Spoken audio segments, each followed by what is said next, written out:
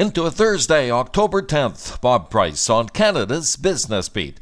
And turning a blind eye to money laundering, costing Canada's second-largest bank big time. The Wall Street Journal, the first to report that the TD has just agreed to pay American regulators $3 billion in penalties and will also face U.S. growth and acquisition restrictions. We also have new reporting related to Couche-Tard's attempt to acquire the 7-Eleven chain. The company's parent, 7&I Holdings, announcing plans aimed at fending off proposed takeovers, splitting the company in two, one division to focus on convenience stores and gas stations, while the other would just manage the company's other retail operations.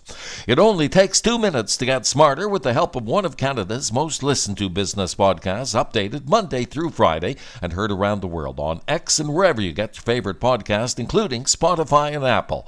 Canada's Business Beat. The more you listen, the more you know. BC and Ontario headline a mostly good news update on rental costs, with asking rent rates down 2.1% countrywide in September to just under $2,200 a month, according to rentals.ca. Vancouver rates 9.3% lower at just over $3,000. Saskatchewan, though, posting the biggest cost increase for rent at 23.5%. Well-known cannabis producer Tilray coming off a decent first quarter, cutting its net loss by 38% to $34.7 million. Company revenue gaining 13 points to $200 million, thanks in large part to beverage revenue soaring 132%.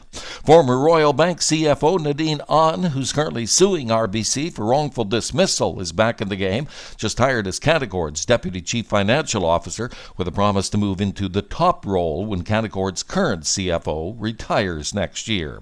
And the former owner of the Vancouver Canucks, Arthur Griffiths, is vowing an aggressive defense after being accused by the BC Securities Commission of illegally distributing securities of a Vancouver cannabis company, Rocco Verde Wellness Corp., without filing the proper documents. No hearing day yet, though. And that will do it for your Thursday. Thank you for listening. Bob Price on Canada's Business Beat.